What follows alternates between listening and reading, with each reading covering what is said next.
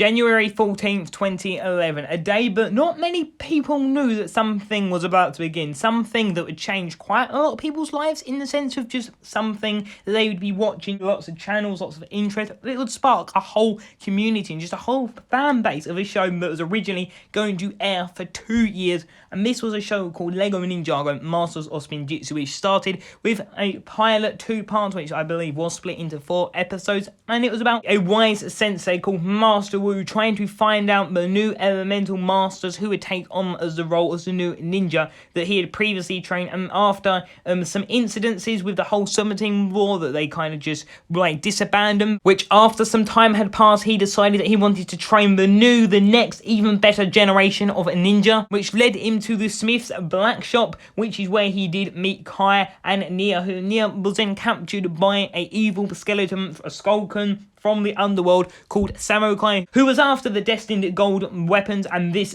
motivated Kai to decide that he must help Master Wu, not to help Master Wu, but just to help himself get his little sister back, being Nia. And then he ended up meeting 4 other ninja, being Zane, the Elemental Master of Ice, Jay, the Elemental Master of Lightning, and Cole, the Elemental Master of Earth, who the other 3, they were already friends. And Kai, he didn't really care, he did not want anything, and little did he know he would end up having a brotherhood by the end of it. As you journey through the 2-part pilot, you see Kai start to warm up to the idea of being them, and they do go after the elemental scythe of Quakes, which Kai does end up using, and that is where Spinjitzu for the first time was ever seen with Jay. And then before we knew it, all of the ninja knew Spinjitzu, they had all of their weapons, and they head down to the Fire Temple, well, technically for the last one, and as they thought they had it, Garmadon was lurking in the shadows, and then Kai, they ended up in the overworld due to, well, Master Wu. They went looking for him to try and save him, and then it ended up resulting with Samurai, who was actually working for Lord Garmadon Wu's long lost brother,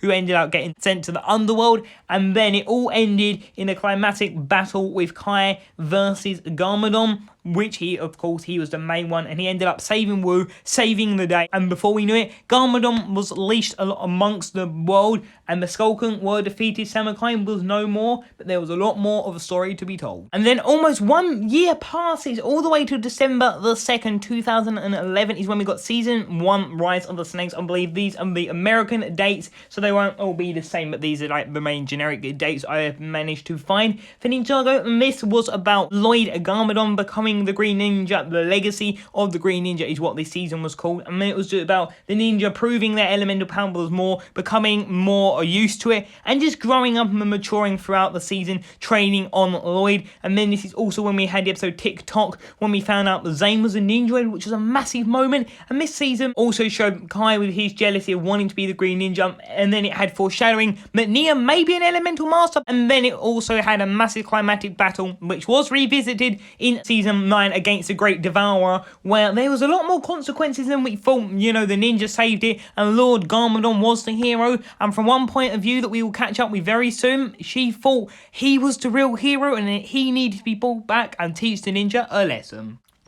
And then nearly half a year later, on July 18th, 2012, we then had the final concluding season, which was Legacy of the Green Ninja, which this was set and written to be the final season. And after the concluding battle, Lord Garmadon now had all 4 of the golden weapons, which he forged into the mega weapon, and alongside some of the serpentine that whom he managed to gather up, they decided to basically start going meddling things. He brought Captain Soto back, who's quite a reoccurring and quite a pivotal character, especially in season 6, which brought back the Destiny Bounty after it was destroyed. And this season then, once they had finally went back in time in quite a good climax, and back in time with Kai, revisiting back in the moment with the Shadow, with Garmadon, it all concluded to the point Garmadon was then defeated and everything went back to normal, how things should have been, which set them travelling off on a mission. And they ended up at the lighthouse, where they found out Dr. Julian Zane's dad, his father, his creator, is not dead, which then led them to getting shipwrecked on the Dark Island, which is where the final battle did begin. The Overlord was there all along, and he partnered up with Lord Garmadon, who ended up losing complete control, and he sort of regained some of his humanity, because then during the massive fight, he ended up seeing what was happening to his son, and he couldn't stop it due to the venom inside of him.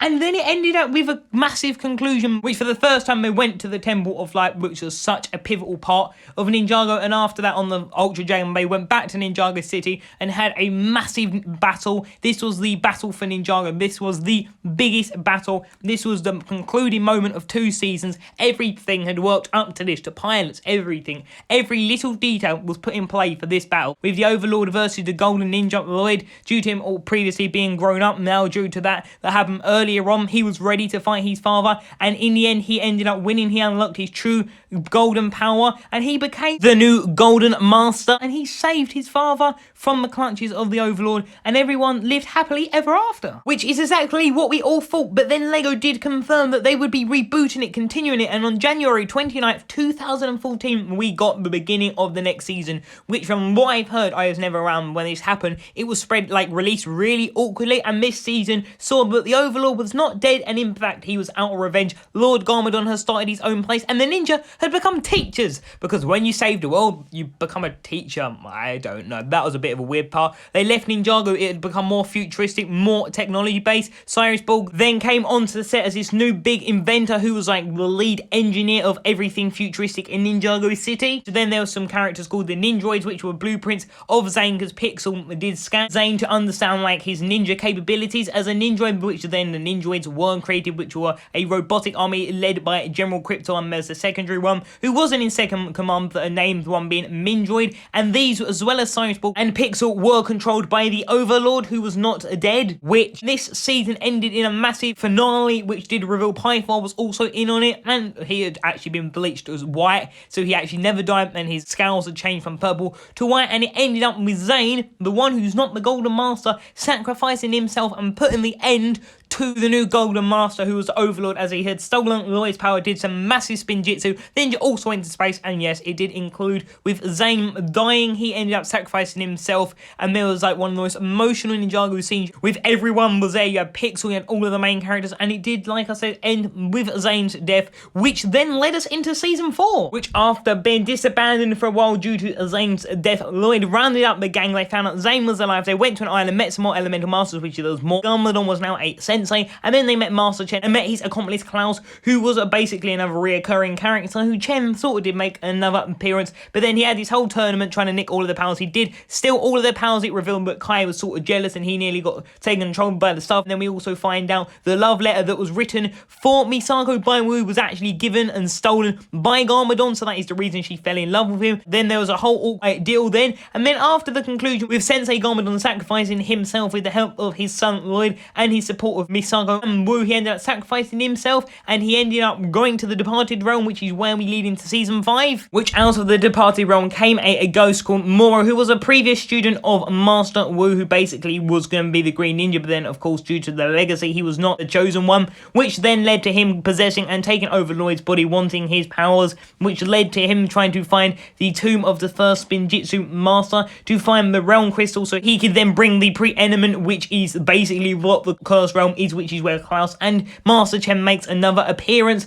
and basically he brings it through. And then during all of this, a new character called Ronan does appear, and then Nia ends up unlocking her elemental power, because she is the master of water like her mother. She is now the elemental master of water, which she ends up unlocking her true potential, saving the day, which led to the sister realm being called Din Django being destroyed, and Nardokum, who was basically the son of Din Django's ruler, decided that he wanted to act revenge on the ninja because he found out like who destroyed it. And then after recollecting up his group of the Sky Pirates and recruiting some new members, because he could grant people 3 wishes, he would generally trap people in his Jin blade, which he was given to by his father. He then realized Nia looked like his previous lover called Dalara, which she had passed by then, and then he basically went after Nia. All of the ninjas got picked off one by one. Jay basically became the hero, and then it ended in an absolute tragic event that no one expected. Nia did die. She ended up getting killed, and then something even more insane happened, which is whilst Jay is mourning Nia's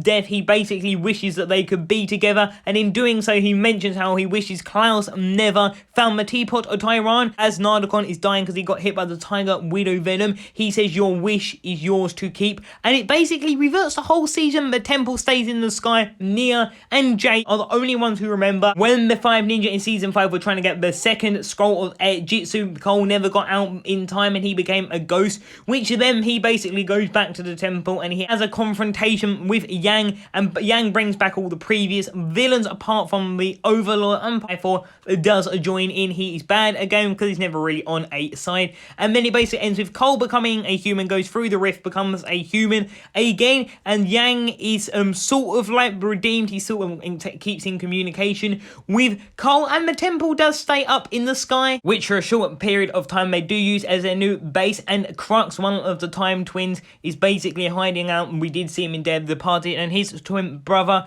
being a Chronix, has a fight with Wu, injures Wu. They try to get before time base with the help of another race of snakes called the Vermilion, and then also they have Ray and Maya, who is Kai and Nia's parents in captivity, and they had not been killed like Chen had potentially foreshadowed and teased. They go back in time. They trying to do alter things to the timeline, but then of course Nia and Kai do sneak on and they end up saving the day, and Master Wu is in Lost in Time, which a year does pass with no luck. They do not find Master Wu quite yet, and Lloyd's voice does change quite a bit, and he grows up, matures more. He's like actual age, catches up with his older body, and then the ninja basically discover there is another threat called the Sons of Garmadon, who have a random child kidnapped, and they want to resurrect Lord Garmadon, and Lloyd Garmadon does fall for a princess called Princess Harumi, who ends up to be the quiet one and is actually the one looking to resurrect Lord Garmadon, and they do kidnap Miss Sako to get her to help them bring back Lord Garmadon, and the baby is revealed to be Wu, which sort of makes sense due to him being hit by the reversal time blade, and then it ends in a climatic battle with Lord Garmadon being brought back, even though the process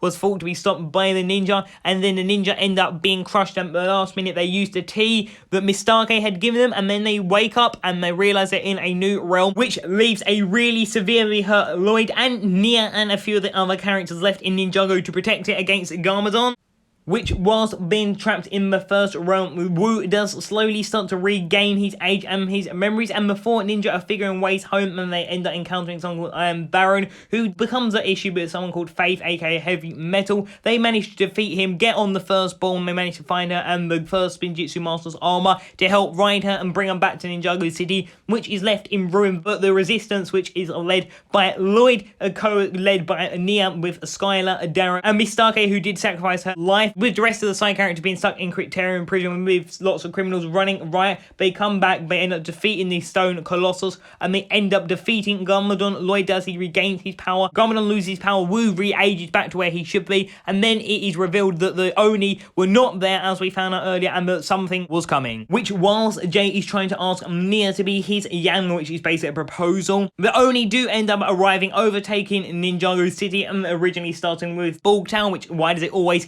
have to do with Bulk Tower, which then Cole does end up falling and dying. Well, we presume he is dead, but of course we know he isn't. Lord Garmadon then has to help him and Lloyd, as they're both only they can survive the cloud, which then that basically doesn't succeed. They then go back to the monastery, which did get remade just before this in like some legacy shorts. We saw it getting made, and then it basically depicted a massive battle, which then potentially showed like Lloyd meeting the Golden Master. We don't know what type, if that was a realm or if that was just in his head kind of thing, but then it ended up with them winning the day. Cole was alive and the Oni were no more, which after taking some time off and there being no crime, they decided with the help of Clutch Pals, who did kind of actually make an appearance for once, went to a temple. They accidentally released a Spira, who is a Pyro Viper, alongside some Pyro Vipers, which when they stole Kai's elemental power, it then turned him into like his fire Pyro Vipers, which is a bit weird, and they basically ended up going for these scrolls of Forbidden Spinjitzu, which she was looking for the treacherous Deceiver, which was Wu, as Wu basically betrayed her because she betrayed him, so it was like double backstabbing each other, which then led to a final conclusion of Zane again sacrificing himself, saving Wu. We thought he died again, and then of course we knew he didn't. He was in a realm, in a faraway realm called the Nether Realm, where basically Zane had been trapped and time worked differently. The reason it's hard to reach is because the time is completely different. It moves much faster. He was there for about a few decades. It could have been about anywhere from like 80 to 100, could have been more than that many years, and Zane had basically been corrupted. He lost his memory memory. We had another emotional scene with a goodbye message for him. And then basically someone called General Vex ended up overtaking him, told him all of these lines about how he got overthrown and he lost his memory. Then there was another fight again with Akito, who was a new character, and Lloyd against Zane. And just by saying you was there to protect people, and when he heard the line, I was built to protect those who cannot protect themselves, when he started remembering that, and then it basically let him remember who he was, and it was simply like that, and it was never seen again. And they all went home, and Cole said goodbye to his new mate, Crag, and there was potentially between something and Lloyd and Akita, which was a little bit weird. Which Jay ended up getting stuck inside of an arcade machine, meeting a new friend called Scott. The rest of the ninja went in to save him. Zane and Pixel couldn't, so they weren't really around. It never really showed any of Zane's like mental aspect of what happened to him last season, considering the things that he did. And then there's a new villain called Unagami, who was unfinished Adventure Game 1, and then Milton Dyer did create him, and he was like quite a retro game creator for Ninjago, finishing with quite a good speech from Jay. And then that was basically the end of that season. And then also the mechanic did return, and as well as Captain Soto. And then finally catching up today with Master of the Mountain, season 13, which is Cole's season, which explained a bit more about his backstory. About we knew about Lou, his dad. We sort of get to see an appearance, no voice from him though, sadly, but then we also get to see Lily, which is his mum. We meet some Munts and the Geckos. Then we basically go to a place called Shintaro, which is a magical city that's sort of said to be not real. And then Cole basically in the Princess Vanya sort of have a thing going. You never get to explain more. She has a dragon called Chompy that Lego just called Wu's Battle Dragon. And then they end up confronting her father, who's a Skull Sorcerer, who is enslaving Munts and Gecko to mine for Deep Stone, which is potentially the beginning of a Deep Stone arc, as we know that this is going to lead into future seasons, most likely 14 and 15. And then that is it, which honestly, that is an incredible one. And there was an amazing final battle with the Skull Sorcerer and Cole, which honestly, those are incredible seasons. It's had its ups and its downs, but overall there have been many ups, more ups than downs, and it's been great. Now let's quickly take a look at every Ninjago set, which I'm going to put some music on and you can have a look.